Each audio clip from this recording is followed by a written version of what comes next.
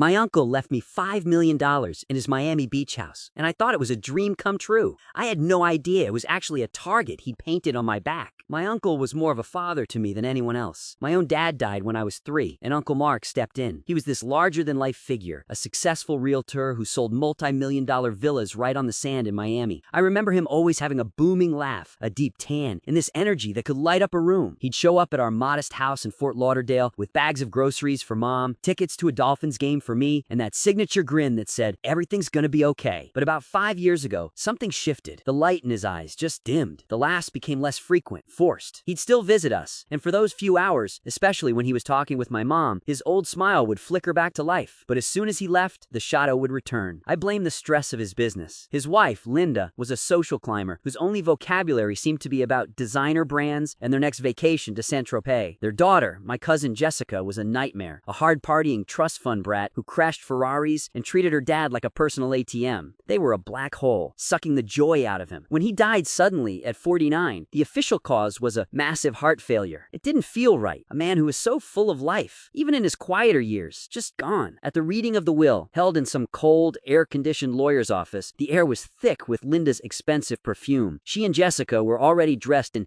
head-to-toe black designer, looking more annoyed than grieving. They barely glanced at me and my mom. The lawyer, a stern-faced man, started reading, and Linda sat up straighter, ready to hear the numbers that would fund the rest of her soulless life. Then came the bomb. The entire estate, the $5 million in various accounts, the stunning 3-story villa in Coconut Grove with its private beach access, his investments, everything was left to me. Not a single dollar to his wife or his daughter. The silence that followed was the most expensive sound I'd ever heard. Linda didn't scream. She just turned her head slowly towards me, and her eyes weren't sad or angry. They were dead, calculating. Jessica, however, lost it. "What the hell is this?" she shrieked, pointing a manicured finger at me. "He's nobody. We're his family." The lawyer handed me a thick, sealed envelope with my name written in my uncle's familiar slanted handwriting. He instructed me to give this to you privately, after the reading, he said quietly. I took it, my hands trembling, the paper feeling like it weighed 1,000 pounds. That's when Linda finally spoke, her voice a low, venomous hiss that cut through Jessica's hysterics. She leaned close, so only I could hear. "You have no idea what you've just started, you little pauper. This isn't over." I left the office clutching the envelope, my heart hammering against my ribs. I drove straight home, locked the door, and sank onto my couch. With a deep breath, I tore it open. The first line made my blood run cold. "If you're reading this, I'm gone, and it wasn't natural. They killed me, Jake. My own wife and daughter poisoned me, slowly, and I didn't figure it out until it was too late." I stopped, the words blurring on the page. This wasn't an inheritance. It was a confession and a mission. I had to put the letter down for a second, my hand shaking so badly I could barely hold the paper. My uncle's words kept echoing in my head. "They killed me." I took a deep breath and kept reading. I started feeling sick about 5 years ago, right after I closed the biggest deal of my life, the Ocean Crest estate sale. It began with fatigue, then stomach pains, then these awful headaches that wouldn't go away. I went to doctor after doctor. They said it was stress, ulcers, maybe early onset of some autoimmune disease, but the medications never helped. If anything, I kept getting worse. Linda was always so concerned. She insisted on preparing all my meals herself, saying I needed special care. She'd bring me my favorite smoothies every morning, always making sure Jessica handed me the glass with a smile. My 2 girls, taking such good care of me. I could almost hear the bitter irony in his words. He described how he'd started suspecting something was wrong when he noticed he only felt better during his visits to our house, when he ate my mom's cooking. 3 months ago, I found Jessica Googling untraceable poisons on my laptop. She said it was for a crime novel she was writing. I wanted to believe her, but then last month, I caught Linda grinding up some white powder and adding it to my protein shake when she thought I was still asleep. When I confronted her, she laughed it off, said it was a new vitamin supplement. I started secretly saving samples of my food and sent them to a private lab. The results came back last week. Arsenic. Slow, cumulative poisoning. They've been dosing me for years, Jake. My own family. The letter went on to explain that he'd changed his will immediately, but he knew he didn't have much time left. He was too weak to gather proper evidence for the police, and he knew Linda would cover her tracks. They've gotten away with murder, but they won't get my money. Use it, Jake. Find the proof. Expose them. They stopped being my family long ago. You and your mother are all I have left. You're the son I never had. I sat there for what felt like hours. The letter crumpled in my hand. The man who had been like a father to me had been murdered, and he was asking me to bring his killers to justice. But how? I was just a 25-year-old graphic designer from Fort Lauderdale, not some detective. The doorbell rang, snapping me out of my thoughts. Through the peephole, I saw 2 police officers standing on my porch. My first thought was that Uncle Mark's lawyer had already taken action, but when I opened the door, their expressions were anything but friendly. "Jake Robertson?" the older officer asked. "We're responding to a complaint about threats and attempted extortion. A Mrs. Linda Patterson claims you threatened her and her daughter at the reading of her husband's will earlier today, demanding additional money in exchange for not going public with what you claim is a fraudulent will." I just stared at them, my mouth dry. She hadn't even waited 24 hours to make her first move, and she was playing dirty. My mind raced. Linda was striking first, trying to discredit me before I could even process what I'd learned. "Officers, that's completely false," I managed to say, my voice steadier than I felt. "I just left the lawyer's office a few hours ago. I haven't spoken to Mrs. Patterson since." The younger officer gave me a skeptical look. "She says you made the threats in the parking lot, claims there are witnesses." "There's only one witness who matters," I said, thinking fast. "The lawyer, Mr. Evans. He was with us the entire time until we left separately. He can verify I never spoke to her in the parking lot." I prayed that was true, that Linda was bluffing about witnesses. The older officer nodded slowly, taking notes. "We'll need Mr. Evans's contact information." As I gave it to him, I realized this was just the beginning. Linda was testing the waters, seeing how I'd react under pressure. After they left with a warning to avoid contact with Linda and Jessica, I knew I couldn't stay in my apartment. If Linda was willing to send the police after me, what else was she capable of? I packed a bag, grabbed the letter, and drove to a cheap motel 30 minutes away, paying cash. That's when I remembered my uncle's words about the villa. In his letter, he'd written, "The safe in my study behind the Monet reproduction. The combination is your birthday. There's something there that might help you. The villa." It was mine now, but going there felt like walking into the lion's den. Still, I had no choice. Early the next morning, I drove to Coconut Grove, my heart pounding as I approached the gated community. The security guard checked his list, gave me a curious look, and waved me through. The villa was even more stunning than I remembered. A modern white structure with floor-to-ceiling windows overlooking the turquoise water.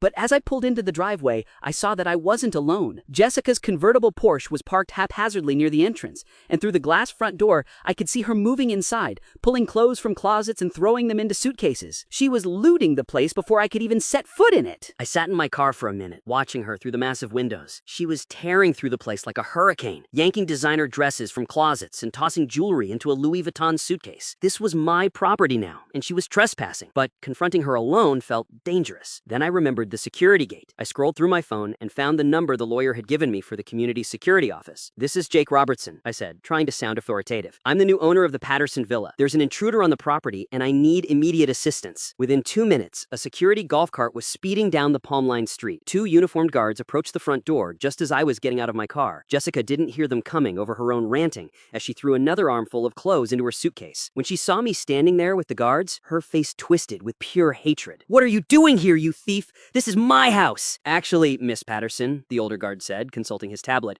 "the ownership transferred this morning to Mr. Robertson here. You're not on the authorized resident list." Jessica's eyes widened with fury. "Those are my things, my clothes, my mother's jewelry." "The will specified that all contents of the house transfer with the property," I said calmly, though my heart was hammering. "You need to leave, now." For a moment, I thought she might actually physically attack me. Her hands clenched into fists, and she took a step toward me before the younger guard moved between us. "Fine," she spat, her voice trembling with rage. "Take this dump, but you haven't seen the last of us." She tried to grab her suitcase, but the guard stopped her. "Ma'am, you'll need to leave everything that was in the house. You can take your personal purse and vehicle, but nothing else." The look she gave me as she stormed out could have melted steel. She shoved past me, got in her Porsche, and peeled out, leaving rubber on the pristine driveway. The guards helped me change all the codes and gave me their direct line. Once they were gone, I stood alone in the silent, extravagant house. It felt wrong being there without my uncle. I made my way to his study, my footsteps echoing on the marble floors. The Monet reproduction he'd mentioned, water lilies, hung behind his massive oak desk. My hands were shaking as I took it down,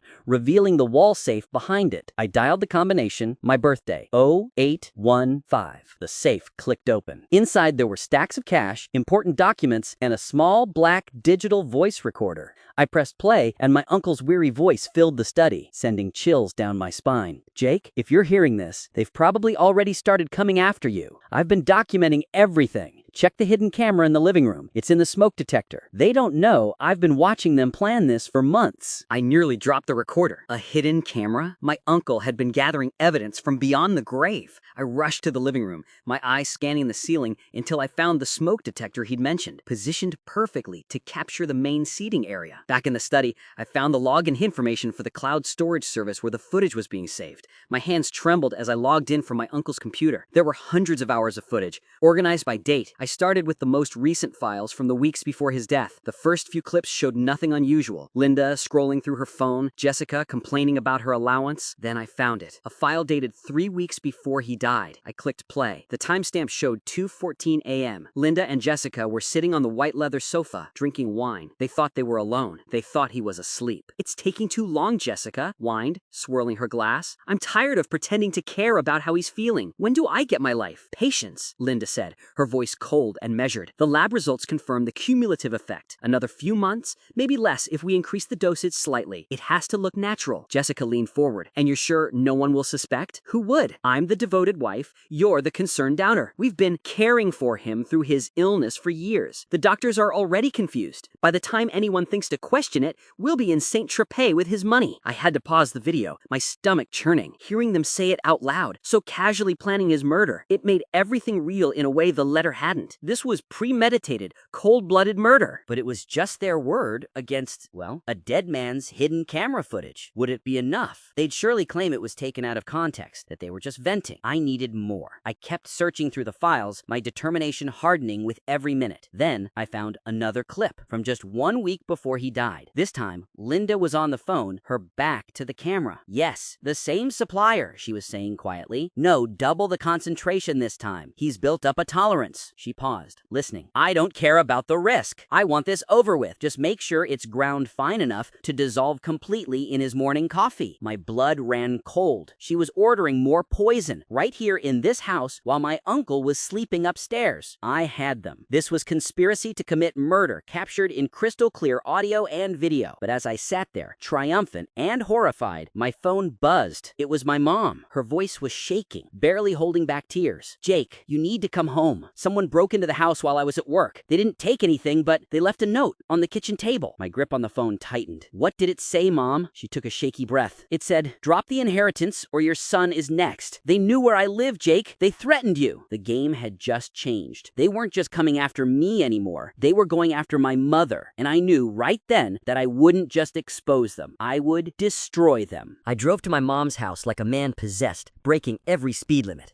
When I got there, police were already taking pictures of the forced back door. My mom was pale, clutching a cup of tea at the kitchen table. The note was in an evidence bag now, plain printer paper with cutout letters glued on, like something from a bad movie. "It's them, Mom," I said quietly when the officers stepped outside. "It's Linda and Jessica. Uncle Mark knew they would do something like this." I showed her the letter and played her parts of the recording. She listened, her hand flying to her mouth, tears streaming down her face. "My God," she whispered. "My brother. All those years he was suffering?" We both knew she couldn't stay here. I used some of the cash from my uncle's safe to book her into a secure hotel under a different name. "Don't contact anyone," I told her. "Not even your friends. I'll handle this." Back at the villa, I called Mr. Evans, the lawyer. I played him the recording over a secure line. There was a long silence after it finished. "This is compelling, Jake," he said finally, his voice grave. "But it's not enough for a criminal conviction. It's circumstantial. We need physical evidence linking them directly to the poison." He was right. I needed the supplier Linda had mentioned on the phone. I spent the next 2 days living in my uncle's study, surviving on coffee and rage, going through every financial record, every email, every receipt I could find in his safe and on his computer. Then I found it, buried in credit card statements from 6 months ago.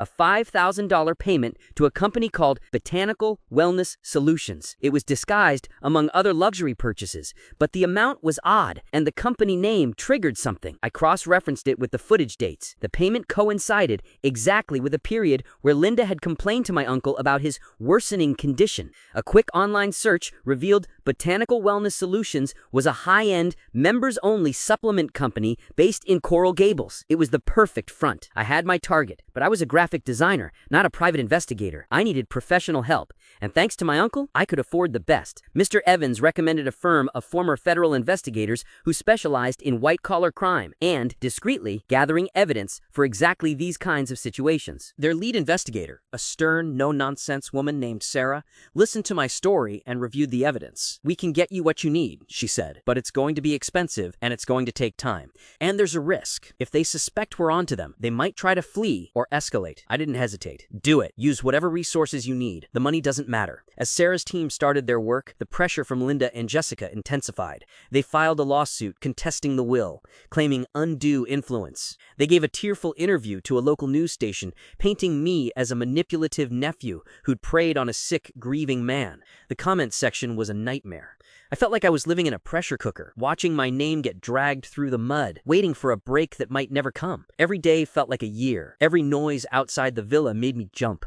I was playing a high-stakes game against people who'd already proven they were willing to kill. Then, 3 weeks into the investigation, Sarah called. Her voice was tight with controlled excitement. "Jake, we got it. We have a former employee of Botanical Wellness who's willing to testify. He processed Linda's special orders himself, and we have shipping records and chemical analysis of the supplements. It's arsenic, Jake, the same compound the lab found in your uncle's hair sample we had tested." This was it, the final piece. We had the confession on tape, the motive, and now the physical evidence and a witness linking them directly to the poison. It was time to end this. I met with Mr. Evans and Sarah the next morning to plan our final move. We would take everything to the district attorney. But as we were finalizing the strategy, my phone lit up with a notification. It was from the security system at my mom's hotel. The motion sensor in her room had been triggered. My heart stopped. I showed the notification to Sarah and Mr. Evans. "They found her," I whispered, grabbing my car keys. But Sarah was already dialing her operative, whom she'd stationed at the hotel for surveillance. "Talk to me," she barked into the phone. Her tense face softened a moment later. "Understood. Hold them there. We're calling the police." She hung up. "It's not Linda or Jessica. It's 2 thugs they hired. Your mother is safe. Our man intercepted them trying to breach the room. Hotel security has them detained. Police are on the way." This was the final piece of evidence we needed, a direct link to attempted murder. Sarah was confident that under pressure, the hired muscle would flip on their employers. 12 hours later, the district attorney had everything. The confession videos, the testimony from the Botanical Wellness employee, the chemical analysis, the history of Linda's financial scheming, and now the attempted hit on my mother. The arrest warrants were signed. Sarah, 2 homicide detectives, and I watched from the street as it went down. It was early morning, Linda's luxury high-rise condo in Brickell. They arrested Jessica first as she was coming home from a night out. She was drunk and screaming obscenities until the detectives Mirandized her. She shrieked that it was a mistake, that her father had been sick, that I had framed them. Then they went into the penthouse for Linda. We saw the detectives lead her out a few minutes later. Unlike her daughter, she was ice cold. She walked with her head high, wearing a flawless, expensive tracksuit. But as they put her in the back of the unmarked patrol car, her gaze swept across the street and locked directly onto me. There was no rage, no panic, just a silent, bottomless promise of hatred. It was the most chilling look I had ever seen. The trial was the media circus of the decade in Miami. The poisonous socialites, they called them. We had the evidence. We had the witness from the supplement company who detailed Linda's special orders. We had the financial forensics showing she'd taken out massive life insurance policies on my uncle. We had the video of her ordering the double concentration. The hired thugs, hoping for reduced sentences, testified that Linda had paid them $20,000 to scare my sister-in-law into a heart attack and make it look like a robbery. The jury deliberated for less than 6 hours. Guilty on all counts. First-degree murder for Linda, second-degree murder and conspiracy for Jessica. Additional charges for attempted murder and solicitation. The day of the sentencing, I stood and addressed the court. I looked directly at Linda, who showed no emotion, and at Jessica, who was finally sober and looked like a terrified child. "I'm not here for revenge," I said, my voice clear in the silent room. "I'm here for my uncle, the man who laughed, who loved his family, who built a life from nothing. You didn't just take his life, you stole his joy for years. You made his home a prison and his family his executioners. But you failed at one thing. You didn't get his money, and you didn't silence his voice." I held up the digital recorder. "His voice is what put you here, not me." The judge sentenced Linda to life in prison without the possibility of parole. Jessica received 25 years to life. I walked out of the courthouse into the blinding Miami sun. It was over. My mother and I used a portion of the inheritance to start a foundation in my uncle's name, helping families of covert abuse and financial exploitation. We sold the villa, Too Many Ghosts. I bought my mom a safe, comfortable house and went back to my life, a different person. The money didn't bring him back. It didn't make me happy, but it gave me the power to fulfill his last wish, to see the monsters who destroyed destroyed him face justice. And in the end, that was the real inheritance he left me. Not the millions, but the truth and the chance to be the son he always believed I was.